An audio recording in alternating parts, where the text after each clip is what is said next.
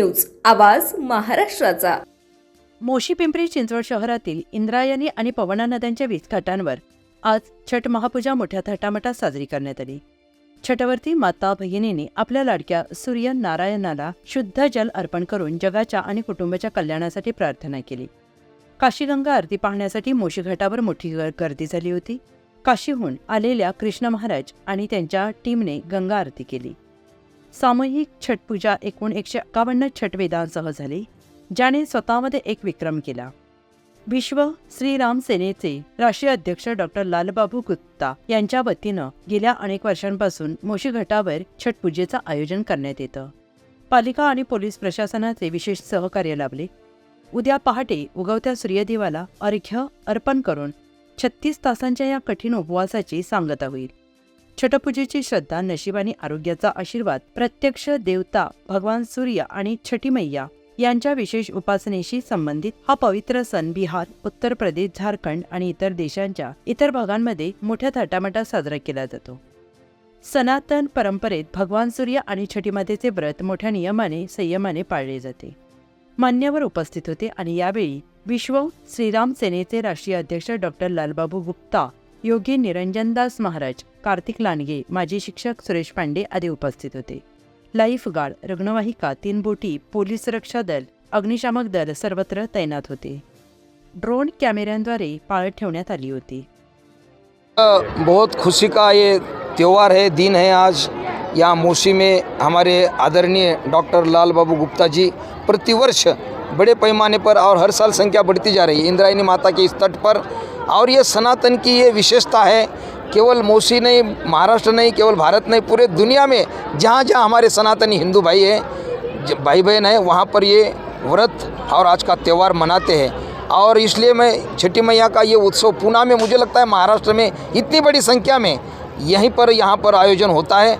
हम हर साल यहाँ पर उपस्थित रहते हैं और ख़ुद को हम बहुत ही भाग्यशाली समझते हैं कि छठी मैया की कहीं ना कहीं हमारे ऊपर कृपा है, तभी तो 8-10 साल से आ रहे हैं। और हर साल मैं देख रहा हूँ कि यहाँ इंद्रायणी तट पर इतनी साफ़ सफाई करके पहले 8 दिन से ये पूरी तैयारी होती है। और कल छठी माता का ये उत्सव होने के बाद ये आस्था का महापर्व है और उसके साथ भी साफ़ सफाई, पर्यावरण का भी ध्यान देते हैं। और इसलिए उनका जितना इनका सराहना हम करें उतना कम है। और इसलिए मैं सभी हिंदू भाइयों को, देश दुनिया में जो भी है, उनको सभी को मैं साधुवाद दूंगा। और यहाँ का जो ये छठी महापर्व है, ये महापर्व है, आस्था का महापर्व, हर साल इस संख्या बढ़ती जा रही है। और मुझे आखिरी में ये कहना है कि यहाँ का जो भी प्रशासन, शासन प्रशासन है, थोड़ा ध्यान देना चाहिए। ये केवल किसी व्यक्ति या संगठन का उत्सव नहीं है, ये सनातन हिंदू धर्म का एक महापर्व है। और इसलिए यहाँ पर थोड़ा प्रशासन ध्यान दे और जो भी सुविधा है, जो भी व्यवस्था है, थोड़ी वो ज़्यादा तो कोई फंड नहीं मांगते, फिर भी जो भी एक प्राथमिक सुविधा होती है, यहाँ इंद्रायणी माता की पूरी साफ़ सफाई ध्यान रखते हुए ये उत्सव मनाते हैं। फिर भी पुलिस प्रशासन हो या महापालिका हो, महाराष्ट्र सरकार हो, थोड़ा ध्यान देकर यहाँ ये कैसे उत्सव अच्छे ढंग से मनाएंगे लोग, इसका ध्यान देना चाहिए, ऐसा मुझे लगता है। और ये पर्यावरण का भी महत्व रखते हुए, उसका देखते हुए ये उत्सव होता है। मैं सभी को आज ये महापर्व की, आस्था के महापर्व की मैं सभी को बधाई देते हुए, साधुवाद देते हुए सभी को शुभकामनाएं देता हूँ। देवी नमः। यह लोक आस्था का महापर्व है। यह आज बिहार ही नहीं, उत्तर प्रदेश नहीं और महाराष्ट्र नहीं, ये पूरे विश्व में मनाने वाला एक आस्था का महापर्व बन गया है। आज जहाँ जहाँ पे बिहार के उत्तर भारतीय लोग रहते हैं, सब बड़े ही हर्षोल्लास धूमधाम से मनाते हैं, जिसमें वहाँ के स्थानीय प्रशासन हो, स्थानीय राजनेता हो, स्थानीय सहयोगी मित्र हो, सभी मिलजुल कर इसे बड़े हर्षोल्लास से मनाते हैं। हर तरह से जो सुविधाएं मिलनी चाहिए वो आज हर जगह प्राप्त हो रही हैं। एक चीज़ छोड़ के कि जो यहाँ पे जो नदी का जल है, इस जल की व्यवस्था हम पिछले 50 साल से आज यहाँ पे छठ पूजा मना रहे हैं। सब सुविधा हमें मिल जाता है और हम प्रशासन से किसी प्रकार से सुविधा की मांग भी नहीं करते हैं।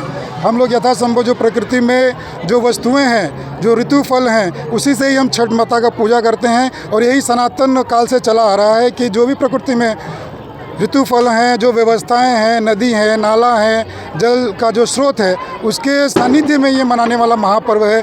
लेकिन जो इसका मुख्य जो स्रोत है, जो जल है, वही यहाँ पे आज निर्मल नहीं है, चाहे महाराष्ट्र की भूमि हो चाहे अन्य भूमि हो। लेकिन आज महाराष्ट्र के इस इंद्रायणी की पावन नदी जो है, इसके धाम पर दो महान संत महात्माओं का मंदिर है। एक हमारे माउली हैं और जगत गुरु संत तुकाराम जी का मंदिर है। फिर भी इसकी जो निर्मलता है वो नष्ट हो चुकी है। हम कितना भी इसे साफ़ करने की कोशिश करते हैं, नदी से किसी न किसी प्रकार से जो महिला आती हैं 6-6 घंटा 8-8 घंटा वहाँ पे रुक के सूर्य देव की आराधना करती हैं, सूर्य छठ मैया की पूजा करती हैं, लेकिन एक निर्मल जल देने में यहाँ की प्रशासन, यहाँ के महाराष्ट्र सरकार और यहाँ की जो इरिगेशन डिपार्टमेंट है वो पूर्णतः नाकाम हुई है। हम लोग बार बार प्रयत्न करते हैं, आज ही से नहीं, पिछले 10 वर्षों से मंच से बोलते हैं, आपके माध्यम से बोलते हैं, मीडिया के माध्यम से बोलते हैं, हमें कुछ नहीं चाहिए। हमारी जो पावन नदियां हैं उसको आप निर्मल बनाइए। यदि आप प्रशासन के रूप में इस नदी को, यहाँ के जल को आप निर्मल बना देते हैं, यही हमारे लिए सबसे बड़ा एक उपहार होगा। और छठ मैया के चरणों में आपके प्रति एक आस्था होगी कि चलो यहाँ की जो इंद्रायणी माता नदी हैं, पवना मैया है और यहाँ की जो पावन नदियाँ वो स्वच्छ हो गई। तो आज इस छठ पूजा में आज हम सभी एकत्रित हैं। सभी लोगों को मैं साधुवाद भी देता हूं और सभी लोगों का मैं बताना चाहता हूं कि आप जन जन तक जागृति लाइए कि हमारी जो पावन नदियां हैं वो निर्मल हो जाए। आज मैं किसी भी प्रकार से मैं आलोचना नहीं करना चाहता हूं कि प्रशासन की तरफ से हमें कमी मिली है। यहाँ के कोई भी प्रशासन, पालिका प्रशासन हो, फायर ब्रिगेड हो, पुलिस प्रशासन हो, इनका इतना सहयोग मिला है इस बार कि अन्य कभी हम जब हम पूजा करते हैं तो नहीं मिला। लेकिन ये जो नदी है, यहाँ पानी नहीं होता है। यहाँ पे हमने बांध भी बनाया था, लेकिन कुछ अपद्रवी जो है, उन्होंने एक नाला हमने छोटा सा बनाया था ताकि इस पानी को हम रोक कर इसमें कर सके, उन्होंने भी तोड़ दिया। तो इस तरह से न करें। ये लोक आस्था का महापर्व है, यह जोड़ने का पर्व है, यह तोड़ने का पर्व नहीं है। तो आइए सब काय सांगताल, आज छठ पूजा होती आणि या ठिकाणी उत्तर बिहारी लोकांसाठी जर छठ पूजा आपण सेलिब्रेट केली तर काय वाटलं? अतिशय छान वाटलं. खरं तर उत्तर भारतीय बांधव माझे आज पिंपरी चिंचवडमध्ये आलेले आहेत. आज मागे बघितलं तर संत श्रेष्ठ ज्ञानेश्वर महाराज यांच्या ज्ञानाने आणि संजीवन समाधीने पावन झालेली आळंदी नगरी आहे. बाजूला समोर बघितलं तर जगद्गुरू संत श्रेष्ठ तुकाराम महाराज यांची देहू नगरी आहे. अशा ह्या दोन्हींच्या मध्ये आमची ही मोशी, खरं तर धार्मिक आध्यात्मिक वसा आमच्या मोशी गावाला लाभलेला आहे. आणि ह्या मोशी गावाच्या मधून वाहणारी आमची ही पवित्र अशी इंद्रायणी माई. ह्या इंद्रायणी माईच्या तीरावरती असंख्य आता पिंपरी चिंचवड शहरातील सर्वच हे छठपूजेचे निमित्त बांधव आलेले आहेत. हजारोंच्या संख्येने ते उपस्थित राहिलेले आहे आणि अतिशय आनंदमय आणि उत्साहाच्या वातावरणामध्ये त्यांनी ही छठपूजा साजरी केलेली आहे. आजची जी गंगा आरती जी पाहिली तर काय भावना होत्या तुमच्या त्याबद्दल? गंगामाई आमची नेहमीच पवित्र आहे आणि हे सांगायचं झालं तर आमच्या पिंपरी चिंचवड शहरामधून जे पिंपरी चिंचवड महानगरपालिकेचं आहे ते पालिकेचं सहकार्य, प्रशासनाचं उत्तम प्रकारे सहकार्य इथं या बांधवांना झालेलं आहे. अग्निशमन दलाची टीम इथे कार्यरत आहे, रेस्क्यू टीम आहे, पोलीस यंत्रणा इथे कार्यक्षम आहे. सगळ्याच टीमचं इथे उत्तम प्रकारे या बांधवांना सहकार्य झालेलं आहे आणि आमची ही पवित्र अशी इंद्रायणी माई. एकंदरीत तुम्ही चिंचवड शहराचं प्रतिनिधित्व केलेलं आहे. वारंवार आपण बघतोय की इंद्रायणी असेल, मुलं असेल, अत्यंत वाईट परिस्थितीने भेसळल्या जाते.